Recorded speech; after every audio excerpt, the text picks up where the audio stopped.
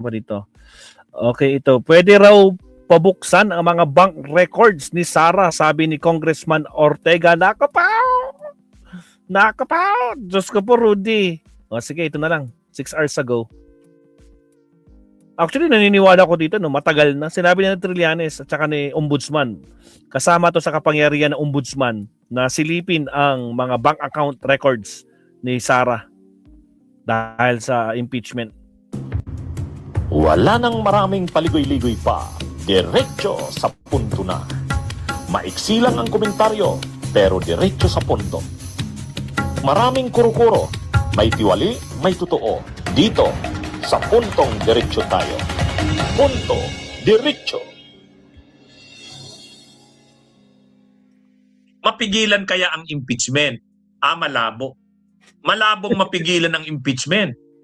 Kasi ano na may first impeachment complaint ang nag-file mga leftist, Makabayan Black. May second impeachment complaint ang nag-file yung mga liberals, yung Akbayan, saka mamamayang liberal, sila saka Magdalo. May pangatlong impeachment complaint yung mga pare, clergy. Mayroon pang pang-apat na complaint, pinail nung isang araw. Ang nag-file, mga kongresistang pro-Marcos. Sila Congressman Benny Abante at Congressman Paulo Ortega. O ngayon, mga kabunyog, pag nagsama-sama yung apat na yan, unahin natin, Makabayan Black, mga liberal, saka Akbayan, tapos yung mga pare, tapos yung mga pro-Marcos na kongresista. Ang mga pro-Marcos na kongresista, sila Paulo Ortega at Benny Abante, yan yung quadcom So anong gagawin ng quadco, yung mga kongresista na yan, ay kukumbinsihin yan yung mga kongresista na identified sa administrasyon. Bakit hindi nyo susuportan tong impeachment na to? Kaya wala na. Talagang tuloy na yung impeachment. Tuloy-tuloy na. Tuloy na yan. Actually, sa susunod na mga araw, ire-refer na yan sa Justice Committee. Dapat sana nung isang araw. Kaya lang bakit hindi na-refer sa Justice Committee nung isang araw? Mayroong pahabol. Nagpahabol ng 4th impeachment complaint. Kaya hindi pa na-refer sa Justice Committee.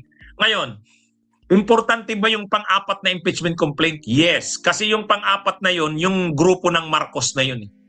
Yan na yung grupo ng mga pro-Marcos na kongresista. Yung pang-apat. Kaya ano na yan? So ngayon, ire-refer na yan sa Justice Committee. Ito ang matindi, mga kabunyog. Sabi ni Congressman Paulo Ortega, isa sa mga nag-endorse ng impeachment complaint, yung 4th impeachment complaint, ipapalabas nila ang bank records ni Sara sa impeachment hearing. O yun. Saklap. Mga kabunyog imagine niyo, ilalabas yung mga bank records ni Sara sa hearing ng impeachment. House may examine Sara Duterte's bank records amid impeachment probe, sabi ni Congressman Ortega. Si Congressman Ortega ay isa sa mga nag-endorse ng 4th impeachment complaint. Kaya mga kabunyog, mga kababayan, tandaan ninyo, paano nasira si Erap? Si Erap Estrada doon sa impeachment niya, yung Bilardi account. Bubuksan na yung Bilardi account. Pag pinakita yung Bilardi account, grabe ang laman nun. Grabe ang perang laman nun, Bilardi account. Kaya, hindi nga yun pinabuksan. Nagalit ang tao nang hindi pinabuksan. Yan na yung people power too. Getting a cactus for a co-star? Probably a bad idea. Again, sa mga bagong pasok, huwag kalimutan mag-like and subscribe. Salamat po. Panahon ni Corona. Ang akala noon si Corona ay maayos ang record ni Corona. Kumbaga, hindi siya corrupt. Pero nung naglabasan na yung mga bank records ni Corona, bank accounts, pinakita ang laman ng kanyang mga bank accounts. Tapos mayroon pa siyang dollar accounts. Ay wala na. Wala Game over na. Ang nangyari kay Corona, yung mga senador na kampi kay Gloria na sana i-acquit si Corona, hindi. Kinunvict na si Corona. Kasi kitang-kita na Ebidensya na pala to. ano ito? Hindi naman negosyante. Ano lang naman siya sa gobyerno, justice ng Korte Suprema o Chief Justice. Kahit naman Chief Justice ka, magkano lang kita niyan sa isang taon, isang buwan? Ha? Hindi yan ano eh. So anong nangyari? Nakita na ngayon yung record ni Corona. Kaya sirang-sira si Corona. Alam nyo, pag linabas na ang mga bank records na yan, wala na yan.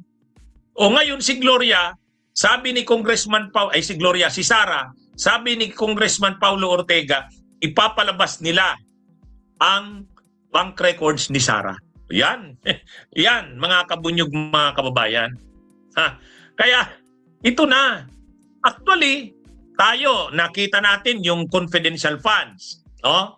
Yung mga piatos. Tapos 125 million ginastos in 11 days. In 11 days, 125 million. Ngayon naman, ang makikita natin sa impeachment ay bank records bubuksan. Sinabi mismo ni Congressman Paulo Ortega, mga kabunyog, mga kababayan. Si Binay, paano na-expose si Binay? Pinakita sa hearing. Di ba sila Cayetano, sila Trillanes noon ang nag-expose kay Binay? Ang lakas-lakas ni Binay noon. Akala niya hindi siya matatalo. Oh, sa mga surveys, ang Sabi nga ni Binay nun, ano, tandaan nyo, ako magiging presidente. Ano. Mutragis na Binay. lakas-lakas ni Binay, Vice President, susunod ng magiging presidente. Dati, ang daming mga politikong sumasama sa kanya kasi siya yung malakas. Pero nung lumabas na yung mga Makati overpriced buildings, yung mga lupa na nabili niya sa Batangas, ha? Oh, so anong nangyari? Oh, pinakita na ngayon ang yaman ni Binay. Sirang-sira si Binay. Ganyan din ang mangyayari kay Sara Duterte. Sabi ni Congressman Paulo Ortega, papabuksan nila ang mga bank records ni Sara. Diyos ko Lord. Yun, mabigat yun. Mabigat yun, mga kabunyog, mga kababayan. Pag nakita na ang bank records ni Sara, magkano? In and out. Pumapasok na pera, lumalabas. Ay, matindi yan. Kaya, kahit mga supporter siguro ni Sara, baka Babalik magbago ng isip. Kasi masasabi lang, ganun ba? Totoo pala yun. Hindi naman kasi magsisinungaling ang bank records eh. Tama. Hindi naman magsisinungaling ang mga bank records. Kaya may ang price, mangyayari dyan, may mga lugar. mga kababayan, itong sinasabi ni Congressman Paulo Ortega, napapabuksan nila ang bank records ni Sara, titingnan ito, grabe ang magiging damage kay Sara niya. Yung mga kongresista na nagdadalawang isip bumoto sa impeachment ni Sara, sigurado na yan. Sigurado na yan, mga kabunyo. Maano ang mga kongresista eh. Bakit mo pagtatakpan si Sara Duterte na grabe pala ang issue? Problema kasi ni Sara Duterte, hindi tulad kay Leni Robredo. Si Leni Robredo, ang mga issue lang naman kay Leni Robredo, lugaw, lutang. Malinis si Ano ang issue Robredo. kay Leni Robredo? Lugaw, lutang. Pero sa korupsyon, Wala. Zero. bakit kampante si Leni Robredo na humarap? Kahit buksan ang kanyang bank account, walang makikita. Wala. Si Sara Duterte, marami. Ayun lang. Just Yun to na Lord, nga. Rodi. Ang pinakaano na dito, yung mga deposito sa bangko. Sabi ni Trillanes, noon pa lang may hawak na siya ng mga bank records. Yung nakuha ni Deputy Ombudsman Arthur Carandang. Di ba? Si Deputy Ombudsman Arthur Carandang nung kumuha na ng bank records ni Duterte at saka ni Sara. Doon pa lang bilyon-bilyon na yon. Nagalit si Duterte kay Carandang, pinatanggal kay Martires. Di ba? Pinatanggal kay Martires. Kawawa nga yun si Carandang eh. Yan yung records na hawak ng dati ni Trillanes. Sabi ni Trillanes, mayroon pang mga bagong records kasi 2016 yon. Itong mga bagong records, ano ito mga kabunyog, mga kababayan? Grabe pa rin daw dito. Dito, ang magdi-deliver na niyan ay si Ombudsman Buying Rimulya. Tama, ombudsman. Ayan. Si Ombudsman Buying Rimulya na ang magdi-deliver niyan. Bakit? May kapangyarihan kasi ka. may kapangyarihan ng ombudsman na Nasilipin. isubpina ang AMLAC, ang Tama. Anti-Money Laundering Council. May kapangyarihan ng ombudsman niya. Ano ang gagawing basis ng ombudsman sa pagsubpina sa AMLAC?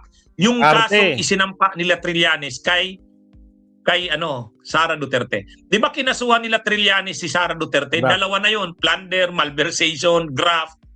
Oh. Kaya ano na ito? So, hindi mapipigilan ang impeachment ni Sara. Yung isa sa mga nag-endorse ng impeachment, si Congressman Paulo Ortega ay nagsabi, ipapalabas nila yung bank records ni Sara. O yan. Diyan pa lang, sigurado na yan. Kahit wag na nating pag-usapan yung mga confidential funds, alam na natin yon. Nakita na natin yung tungkol sa confidential funds sa hearing ng Kamara. Pero yung tungkol sa mga Bangko. bank records ni Sara, Na nilabas ni lalo Trillanes. na yung noon salin pa. niya, statements of liabilities and net worth. Oh, dami niyan. Kaya ano yan mga kabunyog, mga kababayan? Ano? So, hindi mapipigilan ng impeachment. Hunyog, hunyog, halikan na kasama ka.